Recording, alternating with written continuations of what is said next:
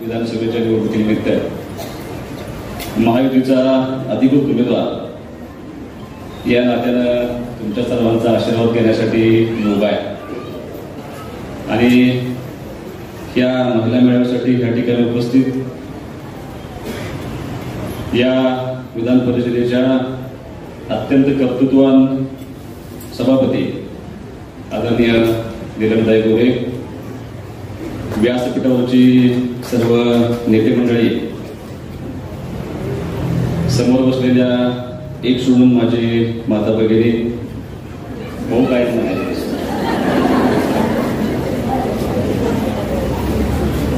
नीलमताईंच्या विषयामध्ये फार कमी लोकांना, समोर बसलेल्या महिलांना अत्यंत कमी माहिती असण्याची शक्यता आहे.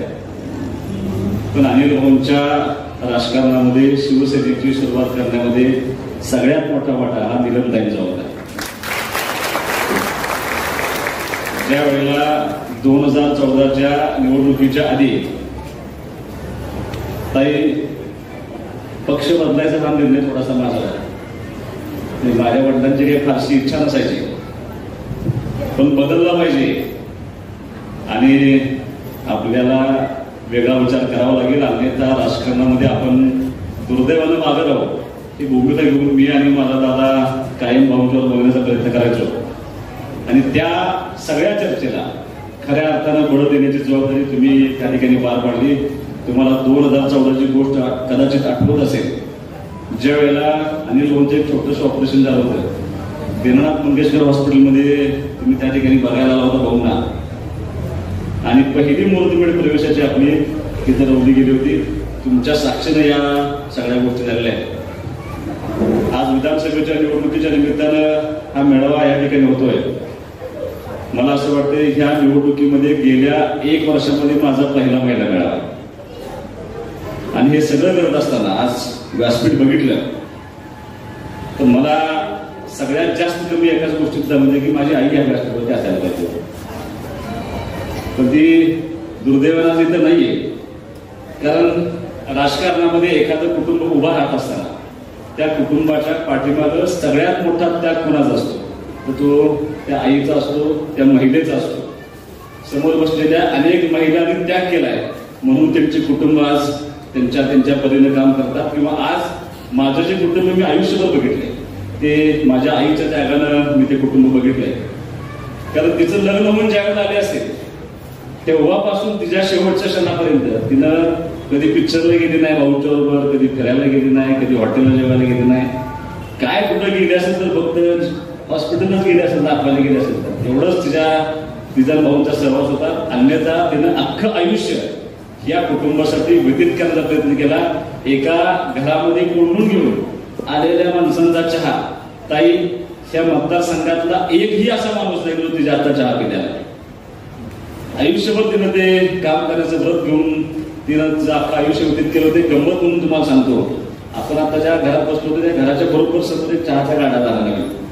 आणि मी तिला एकदा म्हटलं आता असं करूया, तुझं वय झालंय, तू काय चहा करून होता, इथनं पुढे येणाऱ्या माणसांचा आपण तिथनं चहा आणून किटलीत भरून ठेवू आणि भरून देऊ. मला म्हणली फार छान आहे. मला म्हणलं का ग, खाली माणसं येणार आणि शिपाई तिथनं किटली हलवून येणार म्हणजे चहा सांगतो मी करून देऊ. मी देणार नाही, म्हणजे आयुष्यभर मी चहा केलाय, मी जोपर्यंत आहे तोपर्यंत तिथं चहा देण्याची भूमिका पार पडेल असा त्याग या सगळ्या महिलांनी केल्यामुळे आज आमच्यासारखे कुटुंब त्या ठिकाणी उभं असतं, किंवा तुमच्या सर्वांचा त्याग हे तुमच्या कुटुंबासाठी निश्चितपणे खूप मोठं योगदान असतं. ताई, समाजकारणामध्ये राजकारणामध्ये गेले 40 वर्ष आमचं कुटुंब अत्यंत निश्चित भावनेनं अत्यंत प्रामाणिक भूमिका बजावून काम करण्याचा प्रयत्न करते. या मतदारसंघासाठी जे जे करणं शक्य होतं ते करण्याची भूमिका घेऊन आम्ही 40 वर्ष राजकारण करण्याचा प्रयत्न केला आहे. समोर बसलेल्या सगळ्या माझ्या माता भगिनी किंवा या मतदारसंघाच्या दृष्टीनं अत्यंत कळीचा मुद्दा जो होता आहे, आमच्या मनीषाताई सभापतींनी ती भावना व्यक्त करण्याचा प्रयत्न केला.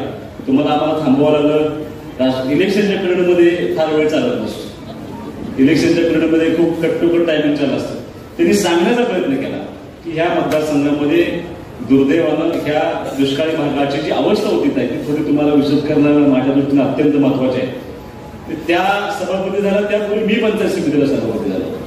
माझे वडील ताई ज्या वेळेला आमदार झाले 1994 साली टेंबू योजनेचं त्यांनी मांडणी केली आणि 94 पासून 2024 पर्यंत शेवटच्या श्वासापर्यंत त्या योजनेचा पाठपुरावा करण्याचा त्यांनी प्रयत्न केला. शेवटच्या श्वासापर्यंत मी अनेक भाषणात सांगितले, मी का म्हणतो शेवटच्या श्वासापर्यंत, स्ट्रेचरवरती त्यांना आम्ही ऍडमिट करत होतो ताई, त्याही वेळेला ते अधिकाऱ्यांना काम सांगत होते. आयसीयू मध्ये होते त्याही वेळेला अधिकाऱ्यांना फोन लावून पाणी असं सोडा, पहिल्यांदा पिण्याचं पाणी गेलं पाहिजे, मग द्राक्षानं गेलं पाहिजे, मग उसानं गेलं पाहिजे. ही भूमिका मांडत असताना त्यांच्या आयुष्यातले शेवटचे शब्द होते की माझ्या लोकांना त्रास झाला नाही पाहिजे. ही भूमिका घेऊन माझ्या वडिलांनी काम करण्याचा प्रयत्न केलाय. ताई, पिण्याचं पाणी आम्ही टँकरनं पुरवत होतो. मनीषाताई सांगत होत्या, त्यांच्या काळात सांगत होत्या, मी अनिल भाऊ सभापती होते त्यावेळेला ह्या खानापूर तालुक्याला पिण्याच्या पाणी टँकर चालवतं. ज्यावेळेला मी पंचायत समितीला उपसभापती झालो त्यावेळेला सुद्धा पिण्याचं पाणी टँकर चालू होतं. 30 वर्ष आमचा मतदारसंघ हा पिण्याचं पाणी टँकरने पित होता. मी उपसभापती झालो, माझ्या अंगाचा गुलाब गेला नव्हता. तुम्हाला कमी फोन आली, तुम्हाला फक्त गाठ माता होता. मला सकाळी 6ला पहिला फोन आला आणि तो माझ्या एका मातेचा फोन होता. मी वेजेगावला गेल्यानंतर सांगितलं की पहिला फोन मला वेजेगावचा आला होता. मला एका बहिणीचा फोन आला, टँकर आला नाही. म्हणजे कशाचा, म्हणजे पिण्याच्या पाण्याचा. आणि त्यावेळेला मला कळलं की अत्यंत वाईट अवस्था. त्यावेळेला खानापूर तालुक्याला 200 टँकर हे पिण्याच्या पाण्याचे चालू होते. आठवडीला 250 टँकरच्या आसपास त्यावेळेला पिण्याच्या पाणी चालू होते. आणि माझ्या कारकिर्दीतले 3 वर्ष पंचायत समितीचे हे पिण्याचं पाणी टँकर देण्यामध्ये घालवलं. आज ह्या मतदारसंघामध्ये ताई, तुम्ही आकडे घेऊन ठेवा, मी माझ्या मतदारसंघाचा दौरा करण्यापूर्वी कृषी विभागातल्या सगळ्या अधिकाऱ्यांशी ज्यावेळेला बोललो होतो त्यावेळेला ह्या मतदारसंघामध्ये अनिल भाऊ आमदार झाल्यानंतर ही टेम्पो योजना जे 5% पूर्ण झाल्यानंतर ह्या मतदारसंघामध्ये ताई द्राक्ष आणि डाळिंब, तुम्हाला कदाचित असं वाटेल नाशिकचं खूप मोठं नाव आहे. नाशिक फक्त क्वांटिटीसाठी फेमस आहे. क्वालिटी आम्ही तयार करतो. ह्या खानापूर तालुक्यात पळशी नावाचं गाव आहे, ते ह्या द्राक्षाची क्वालिटी तयार करतं. एक्सपोर्टचा रेट या पळशीमध्ये ठरतो आणि मग नाशिकला ठरतो. त्यामुळे आमच्या आत्तापर्यंत डाळिंब कुठंच तयार होत नाही. आमच्या शेतकऱ्यांनी मागच्या वर्षामध्ये डाळिंब आणि द्राक्षे 1000 कोटीचे विकले. आमच्या शेतकऱ्यांनी ह्या पाण्यावरती ह्या मतदारसंघामध्ये 1200 कोटीचा ऊस पिकवून घातला. म्हणजे इतका मोठा बदल त्या मतदारसंघामध्ये काम करत असताना घेतलंय. आणि ताई, मी ज्या ज्या वेळेला सभेमध्ये जातोय त्या प्रत्येक वेळेला त्या गावच्या सरपंच लोकांना, आता ताई फार अवघड झाले भाषण करताना, म्हणजे आपली माणसं रेकॉर्डिंग करतात हा विषय वेगळा, निवडणूक आयोगाची माणसं रेकॉर्डिंग करतात हा विषय वेगळा, ऐकणारी सगळीच रेकॉर्डिंग करत असतात. त्यामुळे खोटं बोलून काय झालं. त्यामुळे रुजवात घालायची असेल तर मी माझ्या प्रत्येक भाषणामध्ये प्रत्येक सरपंचाला त्या गावात उभा करतो, तुमच्या गावामध्ये अनिल भाऊंच्या माध्यमातून किंवा आमच्या माध्यमातून काय काम झालं का नाही. आणि ते भाषणात सांगतात, खाली उठून सांगतात की नाही, छोटं गाव असेल तर काही सांगतात 5 कोटी रुपये अनिल भाऊ दिले आतापर्यंत. एक जण म्हणतो 7 कोटी दिले, कोण म्हणतो 10 कोटी दिले, कोण म्हणतो 15 कोटी दिले. अडसणचा आमचा सरपंच अजित जाधव, त्याच्या गावामध्ये मी सगळ्याला गेलो, त्यानं सांगितलं की भाषण करणारा म्हणला, त्याने यादी लिहून आणली होती कामांची. बिचाराने यादी वाचत म्हणला की आता दबलो की काय भाषण करणार नाही, खाली बसून. 50 कोटी रुपये अडचणला देण्यामध्ये आपण त्या ठिकाणी खूप मोठं योगदान काम केलं. आता प्रत्येक गावामध्ये काम करणार म्हणजे कोण तर आरोप करतो की पाण्याचं काम केलं म्हणजे पाण्याचंच नाही, सगळं काम करण्याची भूमिका घेऊन आम्ही या मतदारसंघामध्ये गेली 40 वर्ष काम केले. 10 आता ताई 2-3 दिवसापूर्वी इथं पाठिंबा झालाय मला खूप मोठ्या लोकांचा. त्या भाषणामध्ये मी माझी सगळी भूमिका मी पुन्हा म्हणजे मी डे फर्स्ट पासून ठरवले की टीका टिप्पणी काही कुणावरी करायची, कारण कामच एवढे केले. एका गावामध्ये काम सांगायला तर अख्खा दिवस मला एका गावाला सांगायला लागू शकतो, पण निवडणुकीमध्ये शेवटी संस्कार आणि याचा भाग असतो. शक्यतो गेलेल्या माणसावर पण बोलत नाही. भाऊना जाऊन 8 दिवस झाले, पण काही मंडळी आजही आमच्यावर टीका करायचा प्रयत्न करतात. आता त्या टीकेला उत्तर काय मी देणार नाही, पण तुम्हाला मी उदाहरण म्हणून सांगतो. अनिल भाऊंची जेव्हा टीका करतात की तुमचा आणि ह्या टेम्पो योजनेचा थोडासा संबंध आहे, बरीचशी कामं आम्ही केली, तुमचा एकट्याचा संबंध नाही, तुम्ही एकट्याने काम केलं नाही, आधी म्हणून हे खोटं आहे, हे दिवास होत नाही. आणि पूर्ण झाल्यानंतर त्यांचं म्हणणं असं आहे की हे तुमच्या एकट्याला रोग नाही, हे नाही. आता त्याचं सर्टिफिकेशनचं काही आम्हाला गरज नाही.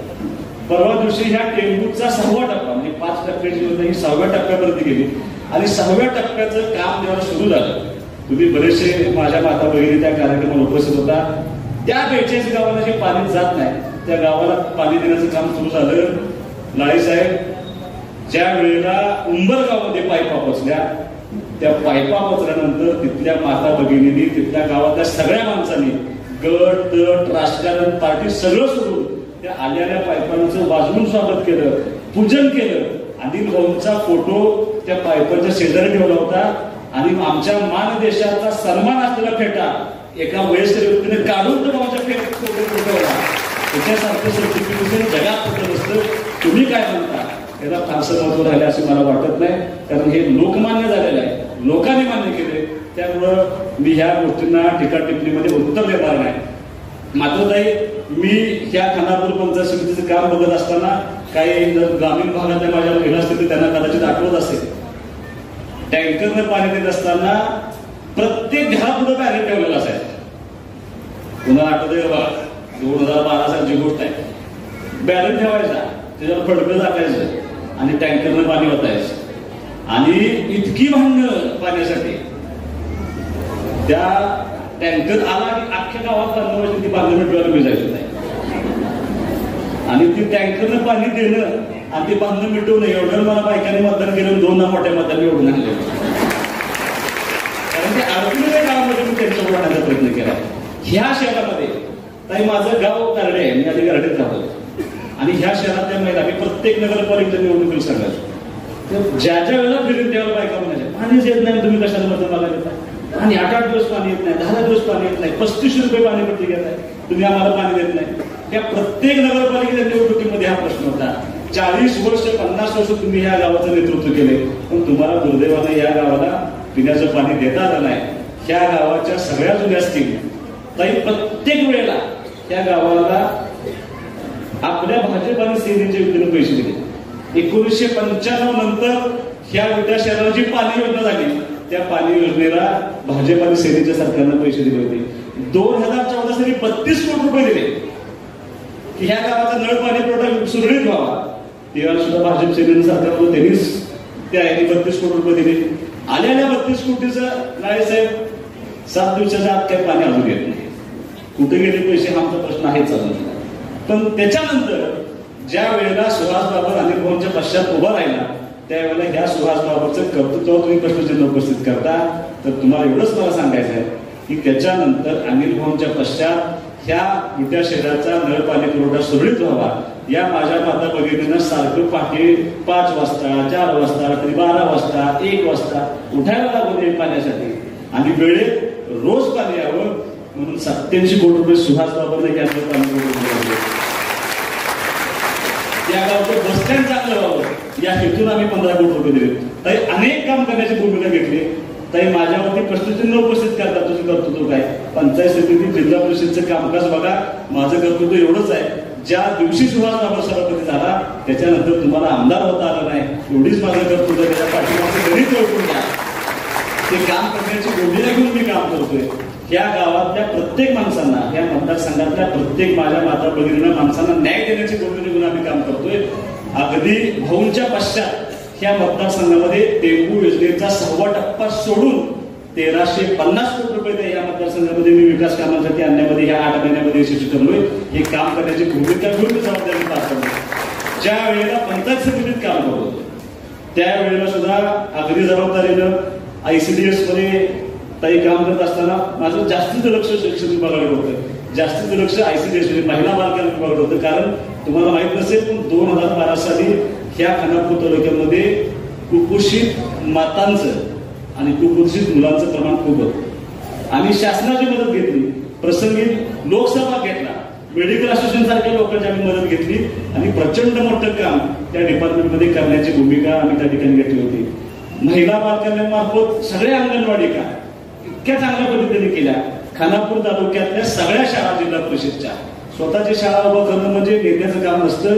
ज्या शासकीय शाळा असतात त्या चांगल्या टिकल्या पाहिजेत. ज्या भूमिकेतलं या मतदारसंघातल्या सगळ्या शाळा अत्यंत चांगल्या करून मला तुम्हाला एवढंच सांगायचं आहे, ज्या वेळेला विठानगर परिषदेच्या शाळांमधली मुलांची गळती खूप चालू झाली त्यावेळेला जिल्हा परिषदेच्या शाळांमध्ये सगळ्यात जास्त ऍडमिशन खानापूर तालुक्यामध्ये होते. ते आमचं करत होतं. आम्ही आमचं चालवण्यापेक्षा शासनाचं चालवण्याचा त्या ठिकाणी अत्यंत प्रामाणिकपणे प्रयत्न केलाय. काही प्रत्येक गोष्टीत आम्ही यांना मदत करतो. ज्या ज्या वेळेला समाजात दुर्दैवी प्रसंग घडला, मगाशी मेघाताईने बोलण्याचा त्यांनी प्रयत्न केला, त्यावेळेला जाणीव झाली की आपल्या मुली ह्या सक्षम झाल्या पाहिजेत. म्हणून आम्ही यावेळेला प्रत्येक जिल्हा परिषद शाळेमध्ये लाठी काठीचं प्रशिक्षण देण्याचा प्रयत्न केला, कराटेचा प्रशिक्षण देण्याचा प्रयत्न केला, जेणेकरून माझ्या या छोट्या छोट्या मुली त्या मानसिकतेनं शारीरिकदृष्ट्या सक्षम झालं पाहिजे ही भूमिका घेऊन आम्ही त्या ठिकाणी प्रयत्न करतोय. अशा अनेक योजना आहेत. ती योजना करत असताना या मतदारसंघामध्ये चांगलं काम करण्याची भूमिका घेतली. मी तुम्हाला एवढंच सांगतो आता मी तुमचा फारसा वेळ घेणार नाही, पण राजकारण करत असताना, समाजकारण करत असताना राजकारणामधली माणसं संवेदनशील नसतात असं थोडासा आरोप होतो. पण ताई थोडा मी संवेदनशील मनाचा माणूस आहे. शीतलताईंनी सांगितलं की ज्या ज्या वेळेला मला माझ्या माता बघत होत्या त्यावेळी मी वरचा बघितला, मी त्यांच्या पायावरच बघतो. तो माझा स्वभाव आहे. मी डोळ्यात डोळे लावून बघत नाही. आणि ज्यांनी ज्यांनी मला वळाले की लहान असू द्या तर मोठे असू मी त्यांचे पाय लागले. कारण दुर्दैवानं मला एक खंत असायची काय नाही, माझ्या आईला ते खूप नात होता. आम्हाला दोघांना एक बहीण होती, खूप कमी लोकांना माहिती. म्हणजे दादाच्या अगोदर एक मुलगी होती पण ती झाली आणि वारली. तर माझ्या आईला खूप वाटायचं की मुलगी झाली पाहिजे, मुलगी झाली पाहिजे. परत दादा झाला, परत मुलगी झालो, दादाला परत मुलगा झाला, मला परत मुलगा झाला आणि परत सेकंड चान्सला तिनं ह्या महाराष्ट्रात जेवढे देव आहेत केले त्या सगळ्यांना नवस केला. काहीही कर पण माझ्या घरात मुलगी आली पाहिजे. तिनं इतकं भयानक, आणि डॉक्टर काय सांगत नाहीत त्याला, डॉक्टर बंदे आहेत काय सांगायचं, आणि तिनं म्हणजे बाकी काय नाही, मुलगी झाली पाहिजे, मुलगी झाली एवढं डोक्यात. इतकं तिनं हे केलं की ज्या दिवशी सिझरिंग करायचा निर्णय घेतला की उद्या सिझरिंग करायचा आहे तिच्या आदल्या दिवशी तिनं 20,000 रुपये खर्च मुलीचे कपडे आणले. आता म्हणलं अवघड काम झालं. आमच्या कुटुंबात एक सदस्य आहेत कॅनडा गुरुजी, ते भाऊंचे मित्र आहेत. त्यांना आपला नाद आहे पत्रिका बघायचा. मी गुरुजींना म्हणलं की मला काही खरं वाटत नाही, समजा उद्या जर मुलगा झाला तर हिला दाखला बसतो, हिला कन्व्हिन्स करा वाटतो तुम्हाला काहीतरी. आम्ही ते रात्री जेवण झालं सगळी 11 वाजता गप्पा मारत बसलो. म्हणजे आला पत्रिका बघू, सुवास काय पत्रिका सांगते असं गोळ्या. ते गुरुजींनी पत्रिका काढली, काय तर आकडेमोड केली आणि मग तिनं समजावून सांगितलं तिला चान्सेस मुलगा पाहिजे जास्त. इतकी रडायला लागली की तिला ते राहवलं नाही. इतकं भयानक त्या माणसात तिथली गेली. आम्हाला ते बरं वाटतं की आम्ही ते सगळा उद्योग केला आणि परत दुसऱ्या दिवशी मुलगा झाला. देवाला आमच्याकडे बघितलंच नाही. खऱ्या अर्थानं आज आई वडील गेल्यानंतर घरात एक मुलगीची कमी झाली होती. ती मुलगी नाही याचं दुःख फार मोठं आहे. आम्ही तिथे आणलेले कपडे सगळे माझ्या म्हणजे रणवीर शेजारी एक बाळ झालं होतं, तिला ती मुलगी होती, सगळे कपडे तिला घेऊन. म्हणजे दुर्दैवानं आज बहीण नाही, आज आई नाही, पण हे सगळं पाठवते टाकून या मतदारसंघासाठी माझ्या वडिलांच्या पश्चात नैतिक जबाबदारी म्हणून ह्या मतदारसंघात का काही माझ्या वडिलांनी काय आरोप करतात. आज आपण ज्यावेळेला सगळे गेलो शिंदे साहेबांच्या बरोबर, आज भाषणात सगळे सांगतात 50 कोटी घेतले गेले, 50 कोटी घेतले गेले. तुम्हाला अनिल भाऊचा स्वभाव माहिती आहे ना, तत्वानं राजकारण करणारा ह्या मतदारसंघामध्ये संपत नानांच्या शहाजी बापूंच्या नंतर तेवढा एकच माणूस होता. तुम्ही कशावरती राजकारण करता हे जगाला माहिती आहे.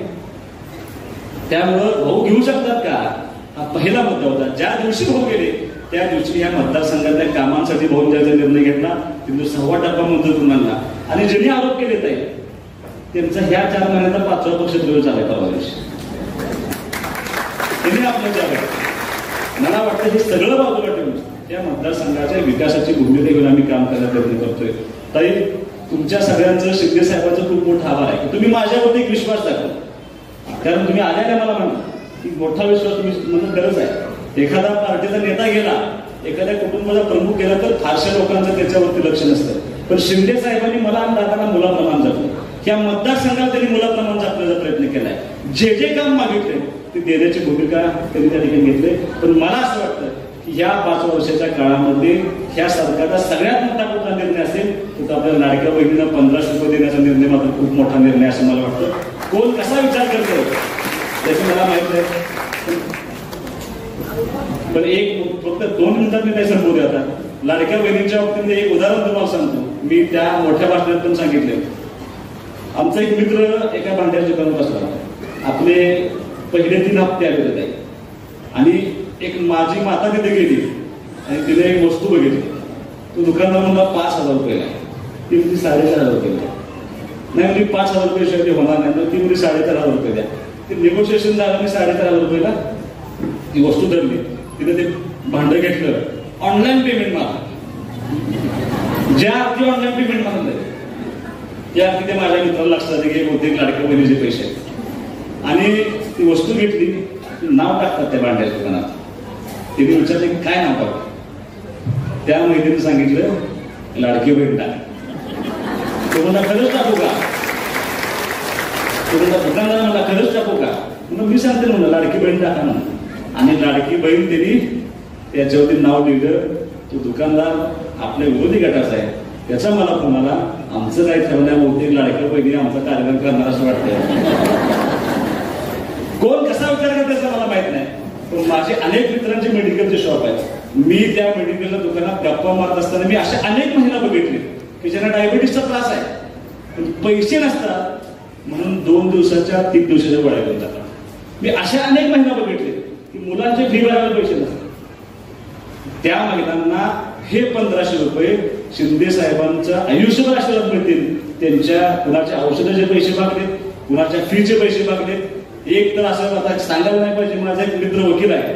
त्याच्याकडे महिला आली की माझ्या नवऱ्याला खोट्यापर्यंत अडकवले आणि माझ्याकडे पैसे नव्हते. मी वकील बघितलं नव्हता. 7,500 रुपये आले. तर आता माझे पैसे घेऊन मला नवऱ्याला थोडं सोडवतो. मला अशा अडचण असेल तर फी पण नको म्हणा. म्हणजे कोण कसा वापर करत याची खात्री नसते. पुरुषांचं फार वाईट आहे. आम्हाला पैसे दिले की एका मिनिटात 1 सेकंड लागत नाही. आमच्या येण्यापूर्वी आमचं जाण्याचं नियोजन तयार असतं. तसं महिलांचं नसतं. निश्चितपणे हा पैसा त्यांच्या संसाराला लागेल. मी गमतीने मला सोन्या मला म्हणली मला देणार नाही का 1500 रुपये देतो पण एका आठवड्यावर 1500 महिना घालवायचा 100चा पटणारा वर्ग घालवायचा. निश्चितपणे खऱ्या अर्थानं हे सरकार तुमच्या पाठीमागे उभारण्याची भूमिका घेऊन त्या ठिकाणी काम करते. तुम्हाला माझी विनंती एवढीच आहे. आज आम्ही अजेंडा मांडताना मांडलाय की आम्ही सरकारानंतर तुम्हाला 2100 रुपये करू. आज तुम्हाला काही लोक 3000 देतो म्हणून सांगताय. ह्याच लोकांनी ह्या निर्णयाच्या विरोधात कोर्टात केस घातली की हे बंद करा म्हणून. आणि आम्ही भाषणात सांगतो की आम्ही जी योजना मांडली त्याला अख्खा खर्च वर्षाला 75,000 कोटी. आज ते जे आश्वासन देतात त्याला 2 लाख कोटी रुपये खर्च आहे. आणि ते आमदार एवढे पैसे तुमच्या टाकतात तुमच्याकडे येणार. त्यामुळे या सगळ्या भूल दाखवतात. कारण काही आज प्रॉब्लेम असा आहे विरोधकांच्या पुढे प्रश्नचिन्ह असं आहे की सांगायचं काय काम तर काही केलेलं नाही. नावं ठेवाय म्हणजे तर श्वासदावर बोलण्याचा काय एकही मुद्दा नाही. आणि एकदा बोलून बसले माझं उत्तर ऐकलं की परत कसलाही प्रश्न नसतो. आता 4 दिवस झाले, माणसं मिळत नाही अशी परिस्थिती आहे. त्यामुळं माझी तुम्हाला विनंती एवढीच आहे की आज अनिल भाऊंच्या पश्चात म्हणजे राजकारणामध्ये काही कुटुंब व्यावसायिक राजकारणावरती उभं राहतात, काही कुटुंब आर्थिक ताकदीवरती उभं राहतात, पण अनिल भाऊंचं कुटुंब हे तुमच्यासारख्या सामान्य माणसांचा आशीर्वादावर उभं राहिलेलं कुटुंब आहे. आज त्या कुटुंबाला गरज आहे. तुम्ही सर्वांनी आमच्या कुटुंबाच्या पाठीमागे आशीर्वाद ठेवा ही माफक अपेक्षा मी या ठिकाणी व्यक्त करणार आहे. मला माहित नाही पण तुम्हाला माझी विनंती आहे, सगळं करत असताना सुहास बाबा एकटा करू शकत नाही, त्याला मदतीची गरज आहे. म्हणजे ताई मी बाळाला सांगतो, वडील नसल्यामुळे घोटाळा काय झाला की माझं ते हलगीवाल्याच झाले, वाजवायचं आपण, नाचायचं पण आपण. त्यामुळे थोडंसं म्हणजे आज भाऊ असणं वडील असणं नसण्यात फरक आहे. आज दादानं माझ्या वडिलांची जागा घेतली, तो ताई माझ्यापेक्षा वयानं मोठा आहे 3 वर्ष. पण चित्रपट तुम्ही म्हटला की लोकांनी सांगितलं, पार्टीने सांगितलं, भाऊ गेल्यानंतर दुसऱ्या दिवशी त्यानं मला सांगितलंय तू दाबतास पण तुला हे सांभाळावं लागेल एवढं मोठं म्हणून त्यानं मला सांगितलं. बाकी त्यांची गोष्टी पार्टी परत सांगणारच होती, पण एखाद्या कुटुंब आमची विरोधक ज्याची भाऊ गेले, माणसं दुःखात आहेत, त्यावेळेला यांना उकळ्या कुठल्या त्यात एक जण गाडीत म्हणले कळेल 15 दिवसात भाऊ मोडून खातील, काही ठेवणार नाही. 8 महिने झाले काळे साहेब, आज बाबूंच्या बॉन्डिंग कळले काय तेच आम्ही सांगायला प्रयत्न करतो. असं कुटुंब ठेवायचे. कारण मी माझ्या भाषणात सांगितलं ना, मी अर्ज भरण्यापूर्वी माझ्या सख्या भावांना, चुलत्यांना, चुलत भावांना, गावांना, कुठल्याही कार्यकर्त्यांना माफी मागायला गेलो नाही. स्वाभिमानाने सांगितलं मी अर्ज भरायला चालू, तुम्ही माझ्या बरोबर या आणि माझ्या पुढे सगळे काम करण्याची आणि प्रत्येक अशी नातं जपण्याची भूमिका घेऊन आम्ही काम करतोय. तुम्हाला सर्वांना माझी विनंती आहे, 5च दिवस होते त्या निवडणुकीमध्ये सगळ्यात मोठी भूमिका कोण बजावणार आहे तर ते माझ्या माता भगिनी या निवडणुकीमध्ये सगळ्यात मोठी भूमिका बजावणार आहे. माझ्या माता भगिनी म्हणजे मुख्यमंत्र्यांच्या, आता तुमचा जर मुख्यमंत्री व्हायचा असला तर त्याला खाली सुहासबाबा आमदार व्हायला आणि तो आशीर्वाद तुम्ही द्यावा, घराघरात पोहोचा, आपली भूमिका सांगा. मी कुणावर टीका केलेलं नाही, काम केलेलं सांगतोय, भविष्यात काय करायचं ते सांगतोय. ती भूमिका घेऊन लोकांच्या पर्यंत पोहोचा. तुमच्या हातामध्ये तुम्ही कन्व्हिन्स केलं तर लोक 100% कन्व्हिन्स होणार. आपलं चिन्ह धनुष्यबाण आहे, 2 नंबरला आपलं बटन आहे आणि 5 म्हणजे 20 तारखेपर्यंत संध्याकाळी 6 वाजेपर्यंत मला तुमच्या मदतीची गरज आहे. त्याच्यानंतर हा सुहासबाबा तुम्हाला माझा शब्द आहे, मी हा शब्द देण्यापूर्वी बायकोला मी त्या दिवशी बोलवून सांगितलंय की ज्या पद्धतीने माझी आई वागली त्याच पद्धतीने तुला वागावं लागेल, अन्यथा अनिल भाऊनी संबंधित माणसासह मी समजू शकत नाही. तुम्ही आता बघितलं 5,000 रुपये मला ताई माझ्या एका मातेने दिले. ज्या ज्या बहिणीने मला ओवाळले, कुणी 100 दिले, कुणी 500 दिले, कुणी 51,000 रुपये दिले, कुणी ₹1,00,000 दिले. इतकं प्रचंड प्रेम. ज्याला ताई माझे वडील उभा राहिलेल्या वोट झाली, त्याला माझ्या वडिलांची परिस्थिती नव्हती, कसलीही राजकीय पार्श्वभूमी नसती. ज्या नेत्याने, ज्या कार्यकर्त्यांनी माझ्या वडिलांना उभा केलं त्यावेळेला धोतर घालायची पद्धत होती, नेहरू शर्ट घालायची पद्धत होती. माझ्या वडिलांची सभा चालू असताना शहाजी बापू असतील, घोरपडे काका असतील, बांगल भाऊ असतील, ही सगळी मंडळी त्या धोतराचा ओटा करायची आणि त्या सभेच्या अवतीभोवती करायची आणि रोजगार हमीच्या कामावर आलेली माणसं त्यात रुपया, 2 रुपये, 3 रुपये टाकायची. 30 वर्षानंतर माझ्या अंगावर काटा, 30 वर्षानंतर ते प्रेम मला जर मिळत असेल तर ह्यापेक्षा तुम्ही 5,000 रुपये वेगळी गोष्ट आहे. पण त्या विजयनगरमध्ये एका छोट्या मुलीने तिची पिगी बँक ठेवली. मी तिला नको म्हणलं, नाही म्हणले, तिचे वडील म्हणले घ्या म्हणजे भया रात्रभर जागे तुम्हाला पैसे द्यायचे. इतकं प्रेम त्या सगळ्या लोकांनी आमच्यावरती केले. त्यामुळे सुहास बाबांची नैतिक जबाबदारी आहे. तुम्ही जर आशीर्वाद दिला तर ज्या पद्धतीने अनिल भाऊ समर्पित भावनेने जगले त्या पद्धतीने हा सुहास बाबा आयुष्यभर समर्पित भावना तुमच्यासाठी जगेल, तर कुठेही कमी पडणार नाही. अभिवंदन तुमच्या